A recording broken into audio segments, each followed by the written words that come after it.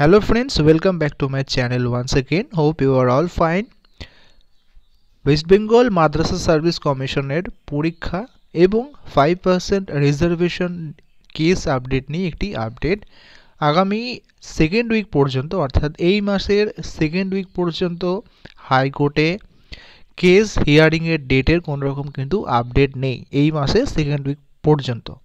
যদিও লিগালি পরীক্ষা নেওয়ার কমিশনের পরীক্ষা নেওয়ার কিন্তু কোনো রকম বাধা নেই, তবুও যেহেতু কোনো রকম নোটিফিকেশন ওয়েস্ট বেঙ্গল মাদ্রাসা সার্ভিস কমিশনের পক্ষ থেকে আসছে না, তাই কিন্তু অবশ্যই একটা সংশয় থেকে যাচ্ছে এই মাসের শেষ সপ্তাহে পরীক্ষাটা হবে কিনা।